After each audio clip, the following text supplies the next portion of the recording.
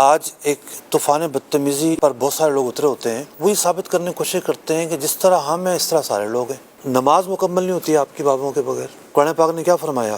اہدنا الصراط المستقیم صراط الذین انعمت علیہم، اے اللہ مجھے سیدھا راستہ چلا، ان لوگوں کا راستہ کہ جن پر تو نے انعام کیا ہے۔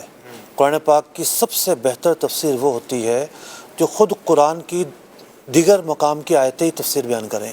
اب جب ہم قرآن سے پوچھتے ہیں کہ انعام یافتہ لوگوں سے کیا مراد ہے، تو قرآن کہتا ہے اولئک مع الذین انعم اللہ علیہم۔ انعام یافتہ لوگ کون ہیں؟ من النبیین والصدیقین والشہداء والصالحین۔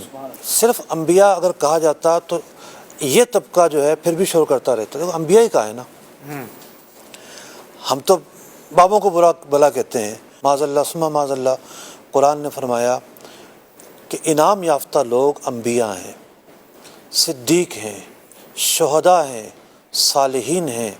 اولیاء اکرام کے اندر سب سے بڑا جو مرتبہ ہے وہ صدیقین کا ہے۔ 4 طبقات بیان کیے گئے، انبیاء، صدیقین، شہداء، صالحین۔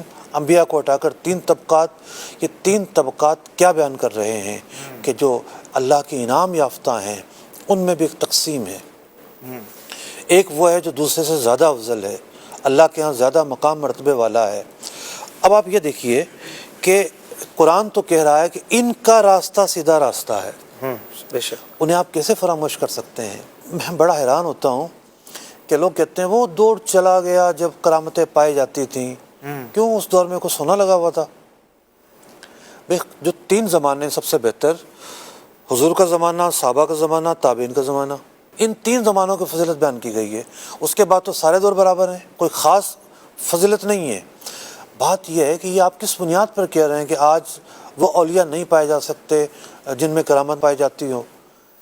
حضور نے تو فرمایا کہ 40 ابدال روئے زمین پر پائے جائیں گے ہر زمانے میں، اگر ان میں سے ایک انتقال کر جائے تو دوسرا اس کی جگہ لے لیتا ہے۔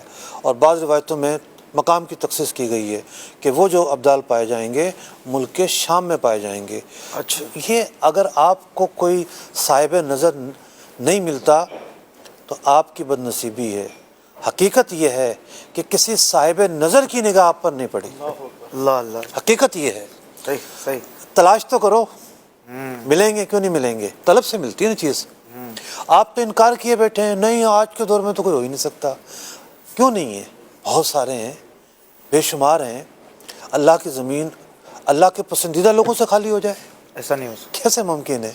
ممکن ہی نہیں ہے۔ ایسے افراد بھی تو ہیں نا معاشرے میں جو بابا جی بن کر، نیک بن کر ڈھونگی ہوتے ہیں، فراڈی ہوتے ہیں، لوگوں کو لوٹ رہے ہوتے ہیں، لوگوں کو جو ہے وہ پورا خالی کر دیتے ہیں۔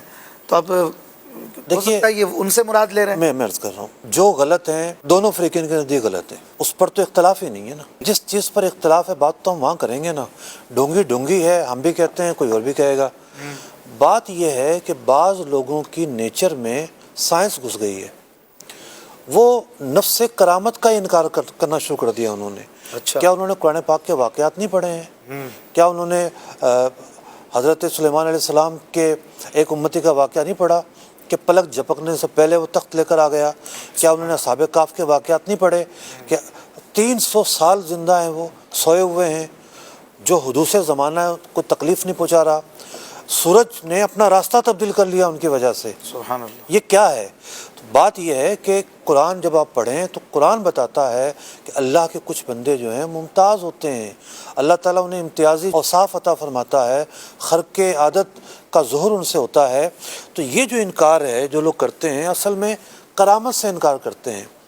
بخاری مسلم بھری ہوئی ہے کرامتوں سے، صحابہ اکرام کی کرامتوں سے، صحابہ اکرام کے فضائل سے۔ تو آپ لوگوں کے دل میں یہ بات ڈالنا چاہتے ہیں نہیں کرامت تو پتہ نہیں کیا چیز ہے جس کا کسی نے اگر اقرار کر لیا تو وہ کیا ہو جائے گا؟ قرآن و حدیث کے عین مطابق ہے۔ ٹھیک۔ تو بات یہ ہے کہ ان کے ساتھ اللہ ہے۔ سبحان اللہ۔ اللہ تعالیٰ فرماتا ہے ان اللہ مع الذین اتقوا، جو صاحبان تقوی ہیں اللہ ان کے ساتھ ہے، والذین هم محسنون، اور یہ وہ لوگ ہیں صاحبان تقوی کہ جو احسان کرنے والے ہیں۔